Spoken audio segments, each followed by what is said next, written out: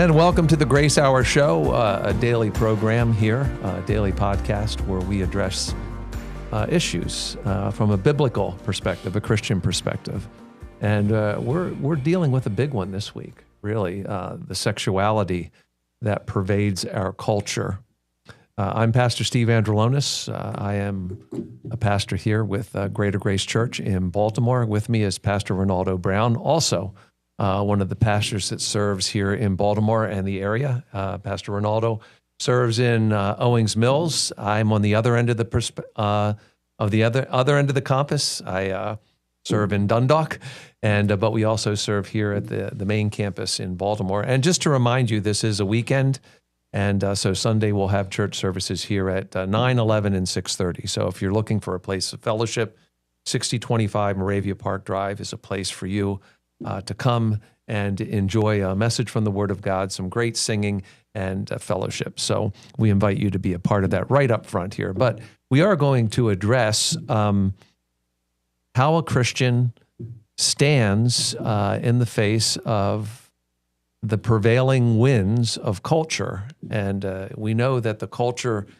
is, we seem to think that the sexuality of our culture is something new and, I was going to say new and improved, but improved isn't the right word to use, but is something new. It's not, but when we read about what the early Christians faced in the Roman and the Greek culture, we're not, those things, the things that are happening today were a part of the culture at that time. And so the Bible gives us a way to address the overheated sexuality. And I do emphasize that, the overheated sexuality that we see in our culture. And Pastor? It's true. It's what's interesting is the first century church dealt with perhaps more pervasive sexuality than we dealt with. It was commonplace. It was normal. I mean, the bathhouse was a sex house. Yeah. So exactly. it was part of life. But they had less doctrine to use. They were less prepared for it doctrinally than we are. Yeah. So we're actually more prepared doctrinally than the first century Christian. We have much more experience and wisdom than we had back then, and maybe perhaps familiar. But we shouldn't be shocked, because truth is not new, but evil's not new either. No, evil's not at new. all. So I think I've got to kind of pull up our socks and recognize, to be surprised in the sense that in the creativity, perhaps the levels of accessibility, perhaps the introduction overtly and covertly, perhaps. I remember growing up in the 70s, you were worried about listening to demon spirits by playing albums backwards and hearing demons. I mean, we've grown way beyond that. Now it's overtly in our media, it's overtly in our television, it's overtly in our movies, it's overtly in our fashion, it's overtly in our every aspect of society. It's been dipped in that. And it's presenting this normalcy, and that is the thing that is dangerous for us as the Christian church. The normalcy of this sexuality, it dulls the senses. At first it's shocking, and then it's unusual, and then it's acceptable, and then it's tolerated, and then it's almost like required. Yeah. Like you can't have that without having this. I mean, I can remember growing up, they used to have these billboards in front of the church. It was one of the main advertisements for a church when you drove by. It would be a verse. Now something concerning sexuality is mentioned on the billboard. We are this kind of sexuality friendly. We are this. So now even at the very front of the church, it becomes the topic of conversation. Like, okay, which church I'm going to choose is based upon my views on sexuality. Never in the history of the church has someone's sexual viewpoints and issues been like a precursor to whether I go to your church. So in that respect, I can say it's shocking, but I'm not surprised in the sense that evil is new. This kind of normalcy, this cultural sexualization has been there since the beginning of the church. I mean, you look at the sexuality that was experienced in Ephesus, for instance. Yeah. Crazy sexualized. Rome, the Roman Empire in general, even some of the non-Roman cultures that existed, the Greek culture, tremendously sexualized at every level, literally every level. Yeah, and we look at Corinthians. We know that Paul is dealing with a sexual issue. A man is taking his stepmother. Yes. And this is like he's saying, like, this doesn't even happen in the pagan culture. It's like there's, so this is not something that the scriptures, the early church people, the early church leaders, Paul, the apostles, all of these things were active. They were active. This kind of sexuality, the casualness of it, and the nature of it. So, I think I remember in being at a seminar in London one time, and we were talking about it. And it was actually a marriage seminar, and we were talking. The way that we phrased it is like, there is like, you can't just treat sex as something small because God created it. It's a part of His divine institution. It's in the first couple of chapters of Genesis. He said the man and woman were to come together. He said they were to be one flesh. He said they were to be fruitful and multiply. So we can't dismiss it as something that is not divinely oriented to His purpose for earth and for the world. So sex is an important element in the plan of God. But to dismiss it and to make it really small and make it just like a casual appetite that you satisfy as you go on, it's just like, it is wrong too. And the joke that I made was like, you have a great secret agent, 007, James Bond. How many children should James Bond have, given the number of movies and how many women he has been with? Okay. It's just like, he's fighting evil or whatever. He's saving the British Empire, but along the way, he's got, 4 or 5, 6 or 7, dalliances that happen in the course of one movie. And we don't know any of the, any of the consequences of those relationships, right? We never meet Junior James. Or, do we? We know. And so everyone that was that just set the tone for everything. It's so do you see, I think that's the thing in our culture. It's, it's really happened, slowly, and, rather than being in a pagan culture where there was temples and sexual, rituals were a part of those temples. Now it's just we watch things that really, show sexuality as something like I said, we talked before, like going to the drive-thru at the restaurant. It's just, pick it up as you go along. And then it's way bigger than that. And, we can't make it small like that. I'm sorry. We can't make it small as a Snickers bar. Okay. I agree with you in the sense that I like the way you said it's the casualness of it. Yeah, the casualness of that in the general culture, and that is actually borrowing from the first century. Yeah, the sexuality that was in the first century was casual. It was normalized, and the challenge that Paul had, and Peter had, and the apostles had when they addressed this in the church was that what was normal in the world was not normal in the church.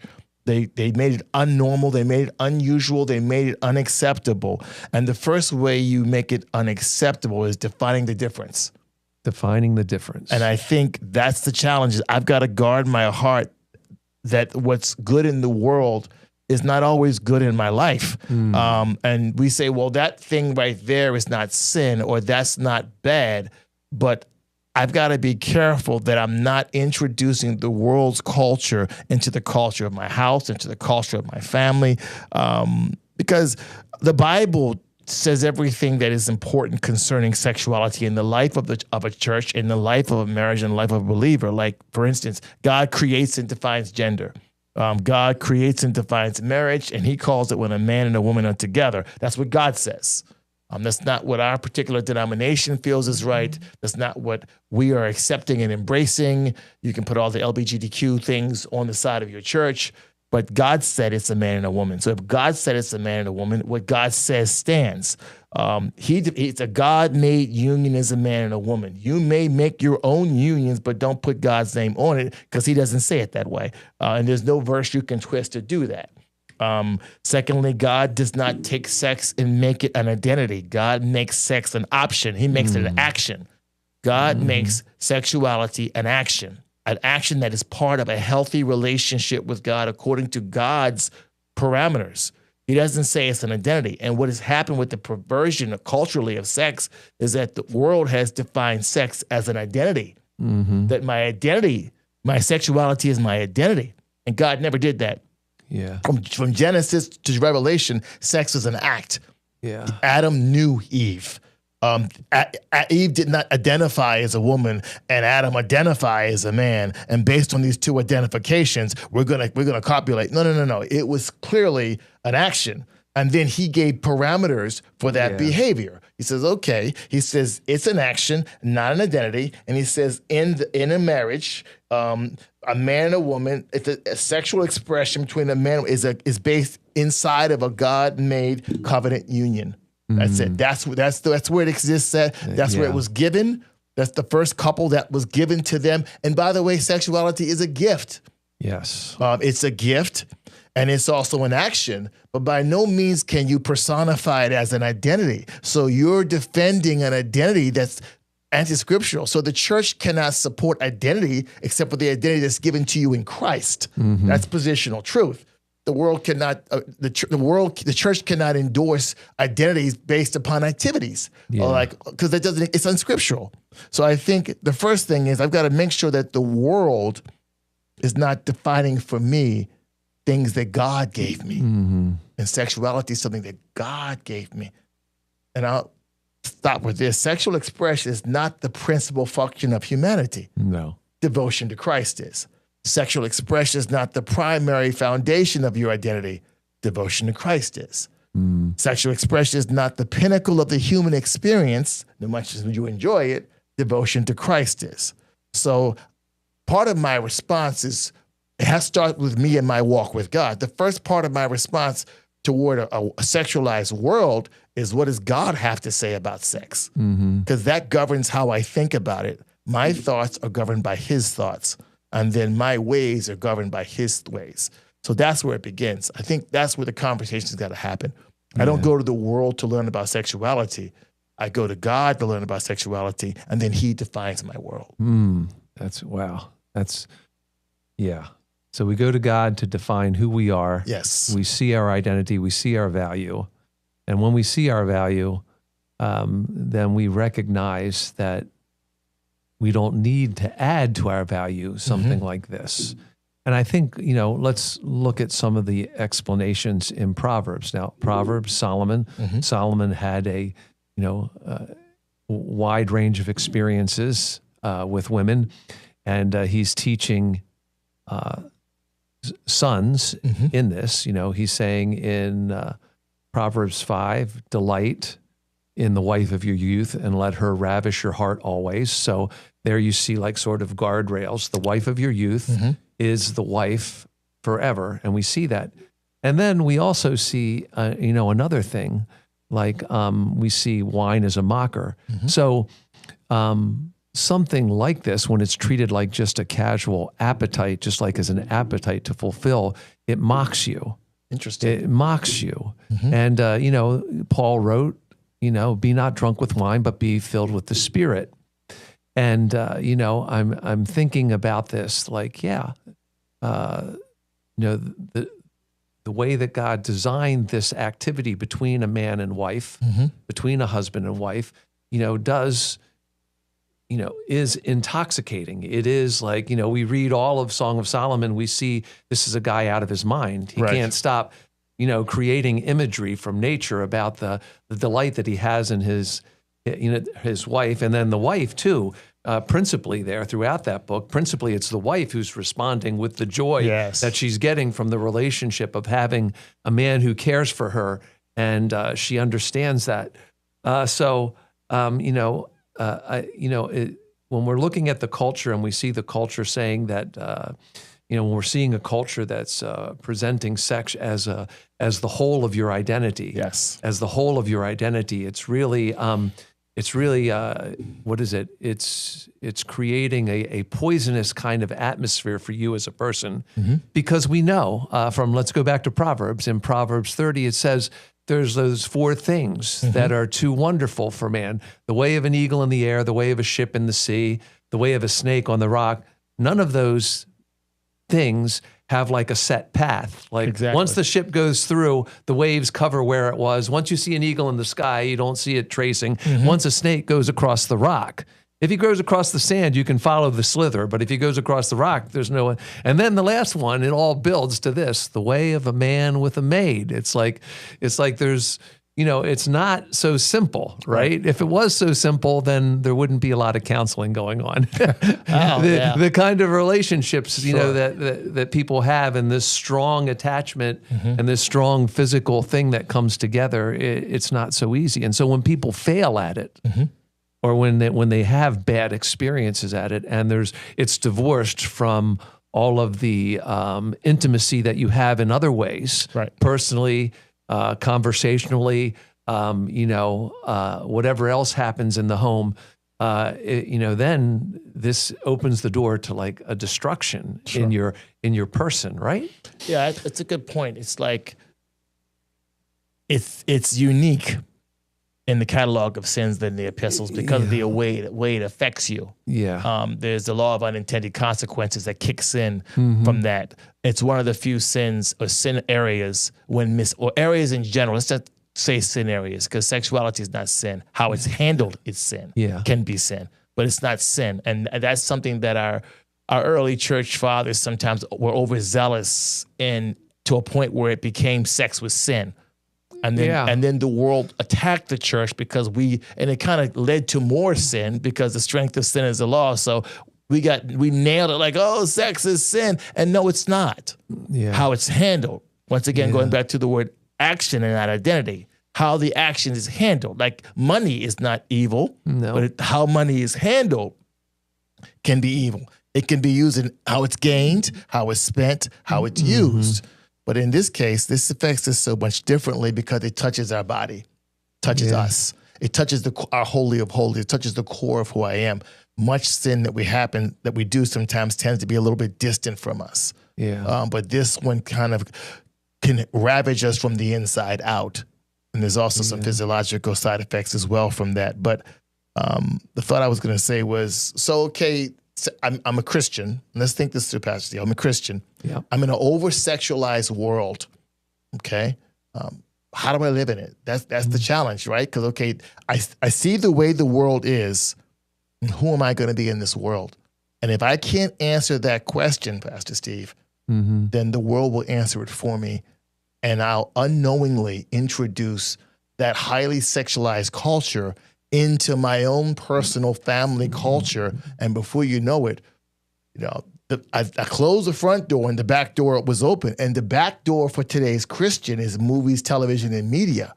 Yeah. Because that's the back door that's open, and that's how it gets into homes and gets into lives. It's through the internet and all these things. It just comes barging in, and you locked the door, but you didn't close the back door. And for many Christians, it's snuck into the door. And you could find a Christian house highly sexualized with a lot of things that are covertly sexual. How do we address that? How do I guard? Right? Yeah. How do I guard? I would say this thought: I should be Daniel. I could be Lot. I should be Daniel. Yeah. But I could be Lot. Yeah. Both were righteous and both are in heaven. But I could have my testimony on the earth more like Lot and less like Daniel, right? Remember growing up in Sunday school, dare to be a Daniel. Okay. Dare to be a Daniel. Unfortunately, in today's church, there are a whole lot more Lots than there are Daniels. What did Lot do? I was thinking about that earlier. Okay, Lot, Genesis chapter 13, what was his major problem? It wasn't sexuality.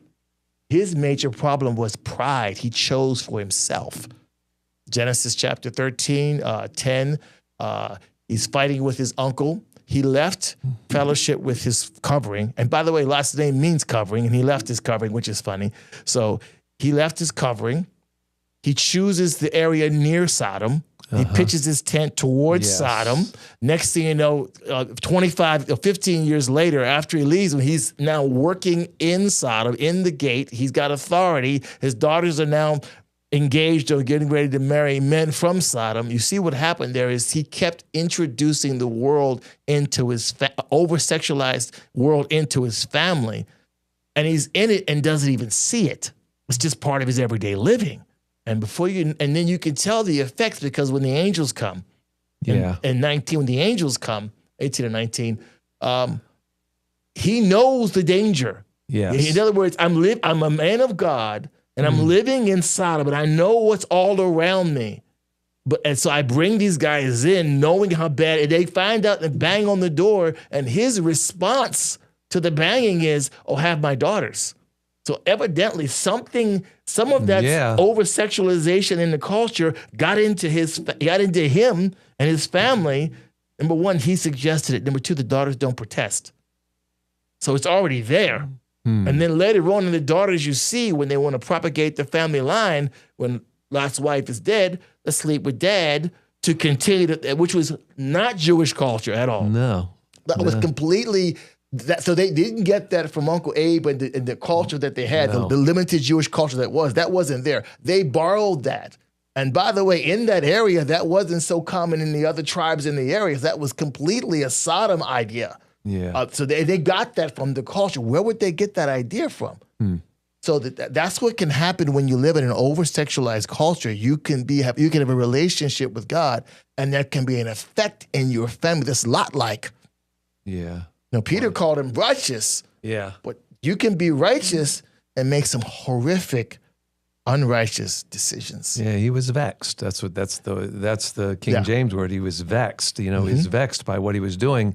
And, but you can be vexed and not protest that's the thing. And I think you're right. When you're saying that, here's the thing that, glory, the beings that came from heaven to look at the city, he recognized this, and it's sort of like, I think it shined a light on his and his family's, tendencies towards being comfortable in the culture.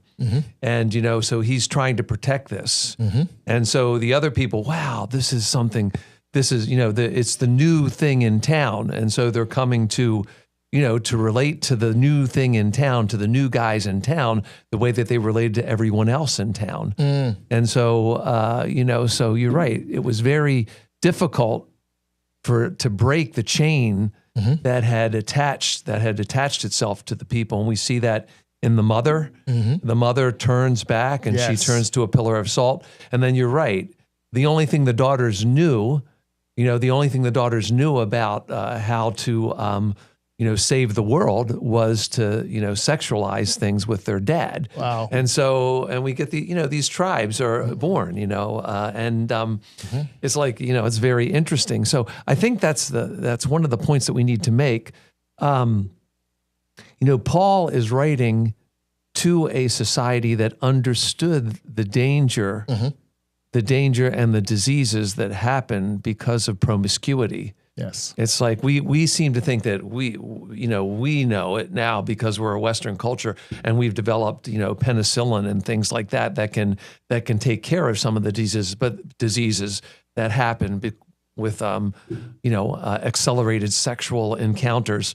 But when we go back to that time frame, we know, why does Paul lumps all sin together? He does. But he always puts the sexual ones towards the beginning, because he knew that when you give your body to something like that, you are opening yourself up to diseases that can affect your body.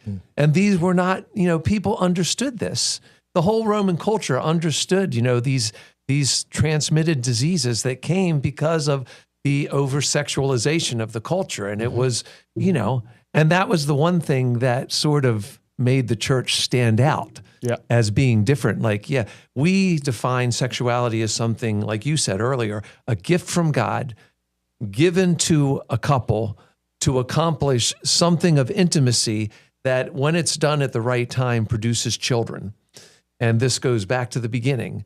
Be fruitful and multiply. And so when Paul is saying like that, especially in Romans, he said, men doing with men what is unseemly and receiving into their bodies the right consequence of what they've exposed themselves to.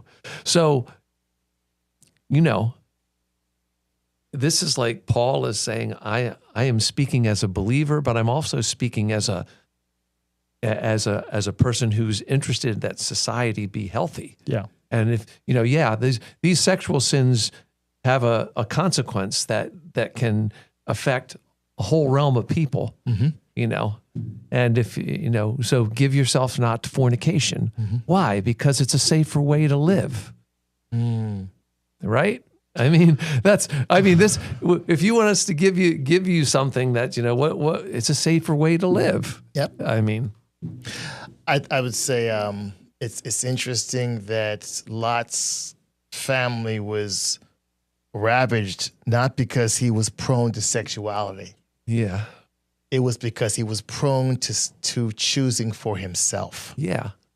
And Comfortability. that's it. Yeah. Comfortable. I'm going to choose. I mean, he saw Sodom, it says in Genesis 13, and it looked like the Garden of Eden. Yeah. He had never been there, but I guess he'd heard. And when he saw Sodom, this was I guess what desert nomad, this was the closest thing to what a Garden of Eden would look like. That's got to be it. And you wouldn't fault him for that choice. That's the thing. It's like some of the choices we make in an over-sexualized culture, we're not making them because we're chasing sex. Yeah. But we're chasing situations where I want to have the most fun.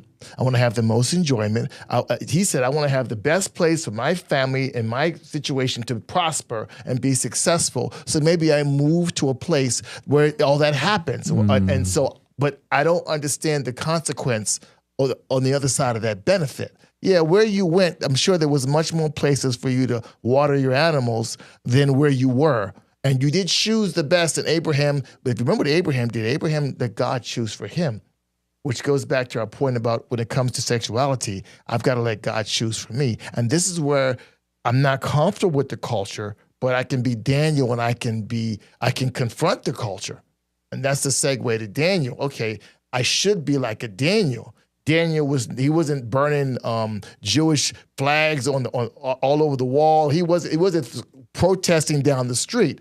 But in his own life, he made decisions to live a certain way. Yeah. And he left space in those decisions for God to prove himself. Matthew 11:19, wisdom is justified of her children. So he tells the guy who's over him, the steward, he says, give us 10 days for my God to demonstrate to you that our way of living is different. And it's not just different, as you said earlier, to your point, better.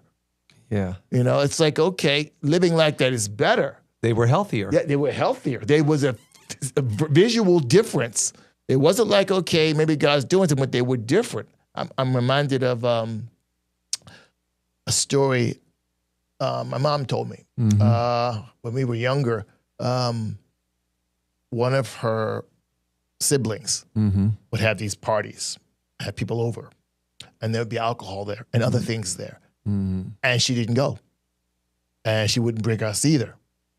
And they mocked her for it, mocked her a lot for that. Why wouldn't you come? You guys too good for whatever. She said, I don't want my kids around that. And years later, my mother tells the story to me, like 30 years later, she says, that same sibling came up to her and says, look at all my kids and look at where they're at right now. And she just rattles off jail, divorce, different things. And then she said, and look at your kids.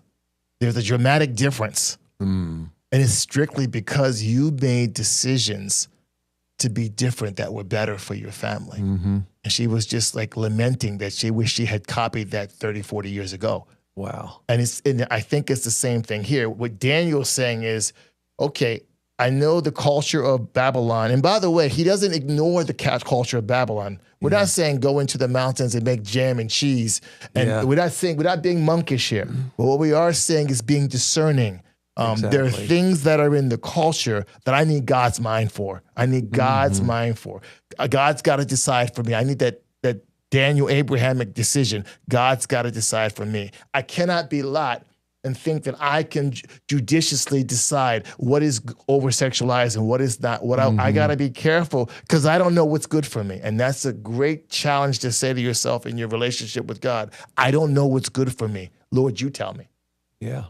I think the one thing you're talking about those things, and I'm thinking like you using the Lot story is a good way to go because I think we get to a point of where we want to feel accepted. Yes. And we don't want people to feel that we are superior to them. We want the acceptance. And that's what Lot was saying. Like, I want the acceptance. Okay, I understand your sexualization, so I'm going to give you my daughters. So that's his, like, he didn't want to He didn't want to feel, he understood the nature of their culture. He didn't want these beings that he knew were bright and beautiful from heaven. He didn't want them trashed. And so he's like trying to find a middle road. And we get into that. And this is where we are like as a church is like, we want to feel accepted by the world. We don't want to feel different.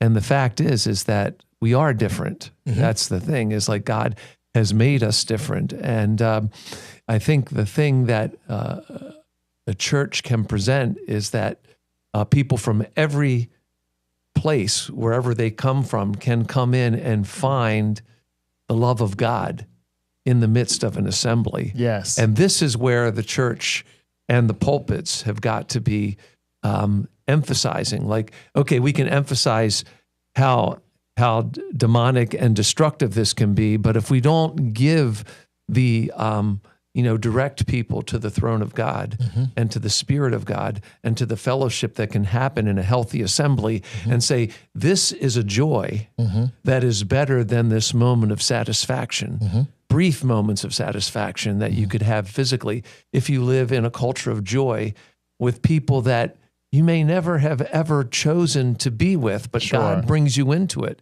And this, I think, if the church centers on its relationship to God and the acceptability that no matter where we've been or what we do, we are welcome at the throne of grace. That's the emphasis. And if that's felt in a local assembly, then people can come out from that. And I remember reading, one pastor saying he did have someone living as a lesbian. And he did, she was very comfortable in the assembly, and she came and had like a encounter with him. And he said, I want to give you, she was struggling with it because, she was hearing something.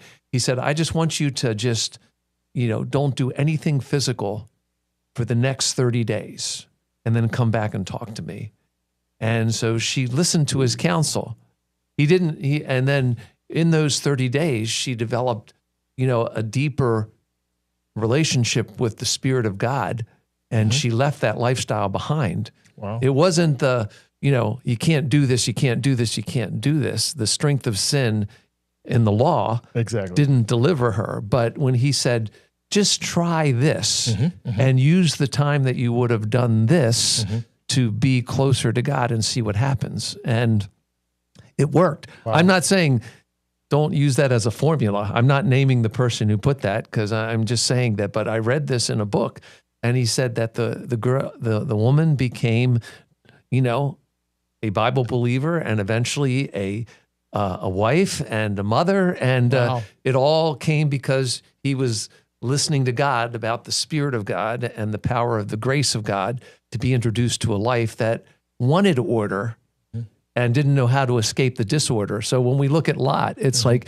he wanted to keep the order and he didn't know what to do. And then when he got in the cave, the daughters felt that they had a mission to the planet and they didn't know how to fulfill it except this way. Yeah. Wow. That is an interesting way to say it. I mean, I think we've mission to the planet. Okay, we've interpreted the story of Lot in a whole new way. You just wrote a new commentary. That's available.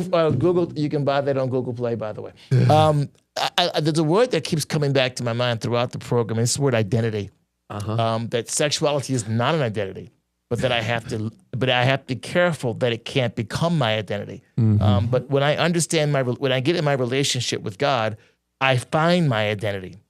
And that's why if someone is in that lifestyle, they're walking in the wrong identity. They join the church and they find God's identity. And when I have God's identity, I'm Daniel, and I can be in an over-sexualized culture, but because of my identity, that governs my activity, right? And when I'm Lot, and I don't know that I'm going to have a different identity that's going to govern my activity. Daniel understood who he was. Lot didn't. And I think we, as Christians, if I emphasize and understand my relationship with God and my identity, I have an identity, so I don't have to replace it with activity. But the identity governs my activity. And people that fall into that can get confused about their identity, so then that becomes their identity. Then you see, the multiplication, the consistency, but just not knowing who I am can definitely affect how I act. Yeah. So think about who you are, and think about who we are. Personally, think about who I am.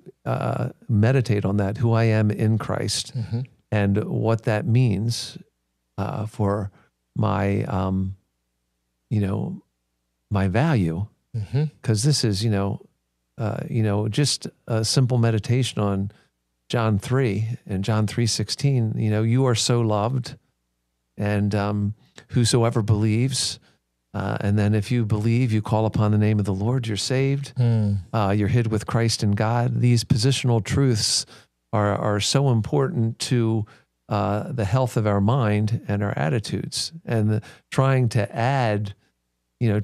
establish an identity based on physical performances just never really works. It's beyond sexuality. It's the root of problems when you have disorders in other areas. Eating disorders, because I can never be thin enough.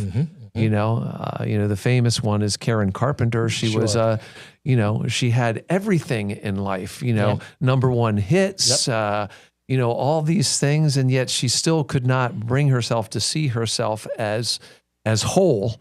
And where the church has the message of wholeness, you find your wholeness in the salvation that you get in Jesus Christ. And that's, this is the church's mission, to bring people to the sense that God loves them just where they are, come to him, receive him.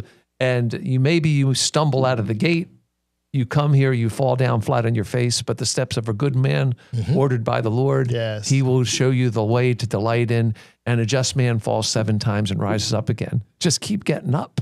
It's just keep getting up and think about, what you are. So I think that's the emphasis, is Lot knew, it's Peter said, Lot was a righteous man. Okay. We don't see that in the story, but Peter is talking, there's a redemption that happened or something happened. Holistically. So, probably at the Bema seat, Lot won't get so many rewards. But when we're thinking about it, is our identity in Christ is, cannot be compromised. We can't be, stripped from that. So that's the meditation that has to be, and that's the healthier kind of mental attitude that you have towards yourself. And I think that's what happened with the young lady in the story of the book you were reading. Is get away from activity.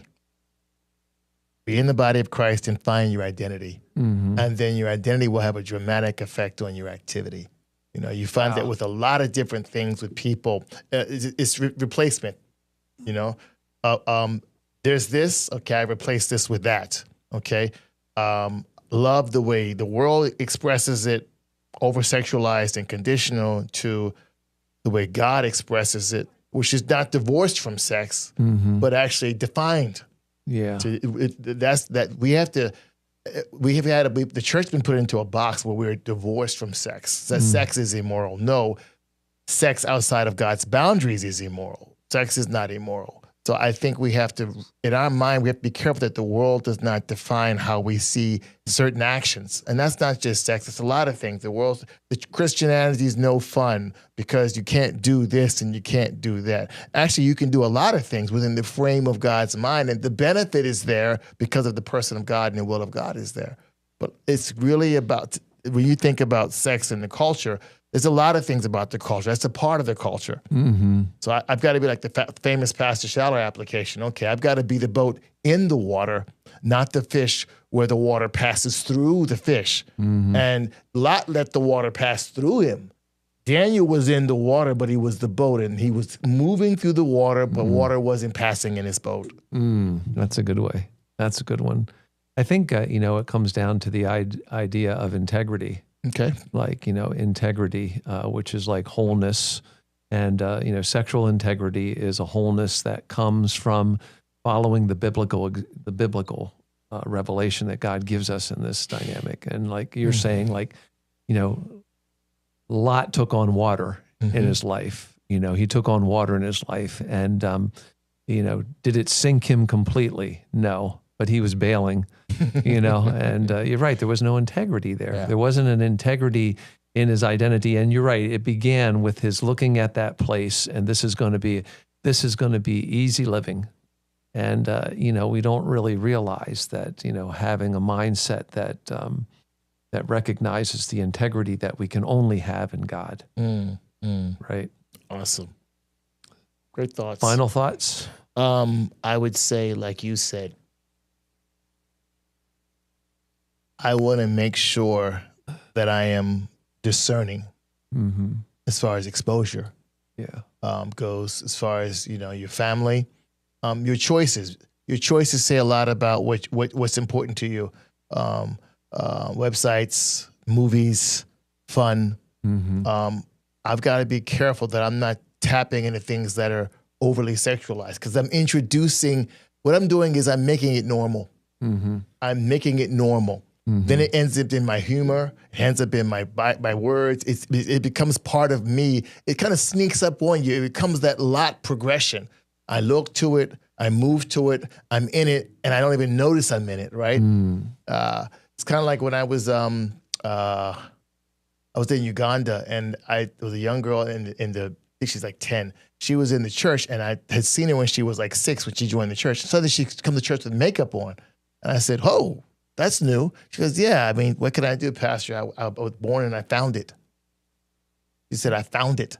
Like, be careful what you find. What is the ambient living that you're growing up in? Because what is your background noise will eventually be your frontline belief at some point. And that's what the world has been doing. It's been putting all these different ideas of this whole shift from sexuality being an identity to an activity, gave it a new life of its own. It's kind of put it in the background, like, accept me for who I am because this is who I am. You cannot take activity and make it an identity anymore. Because I murder, accept me as a murderer. You can't make activity identity.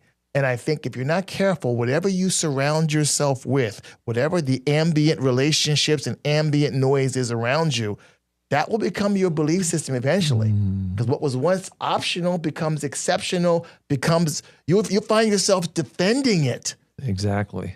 You'll be standing on the wrong side of history, on the wrong side. When 25 years ago, what was that about? And now you're like, oh, of course, they have a right to be who they are. Okay, I 100% agree. I disagree that that's who they are. I would say it's who you want to be. And my faith is not designed to support your preferences, but God's desire and God's decisions about me and other people. You have a right to see yourself any way you want to. My question is this: don't convince me that it's your identity. It's like I don't go put on a police uniform and say I'm a policeman because I want to be a policeman. No, I can't assume identities. Identity is one of the major institutions of God. God decided identity. Did it in Genesis chapter 2 and 3. Right there. It's right there. So I think when it comes to sexuality, I've got to be careful of what's around me, who I surround myself with, because those things that you hear, 1 Corinthians 14:10, all voices have influence in your life. Guard your ears, guard your eye gate, your ear gate, your relationships. You'll be surprised how much they directly impact. If you've got Christians that live an over-sexualized life, it's going to make your life, you're going to invite that in, and you're going to accept that at some point. Proverbs chapter 13, verse 20, he who seeks wisdom puts himself with wise men, but a companion of fools is soon destroyed. If you put yourself in those kind of over-sexualized situations, it's just a matter of time. You're not going to live with painters and not paint. Wow. Well, we hope we've given you some things to think about over the next couple of days. This identity, who are you? You are his. And we hope that that's the thing that we're emphasizing, is you belong to him. If you need deliverance from this kind of lifestyle, then you could call here at Greater Grace Church, 410-483-3700. We have counselors that could talk to you about this, direct you in a biblical way. And again, we want to welcome you to our church services, fellowships this Sunday, 9, 11, and 6:30. We'd love to see you here. We also have midweek meetings at 7 o'clock. So for Pastor Renaldo Brown, I'm Pastor Steve Andrulonis. For our engineer, Sebastian Palmieri, I want to thank you for being a part of the Grace Hour show. And you can find our show at YouTube and Apple Podcasts, Google, Spotify, and we also have a podcast website, gracehour.org. You can listen to this program all over again and other programs that are archived there. Join us next week for a new theme. God bless.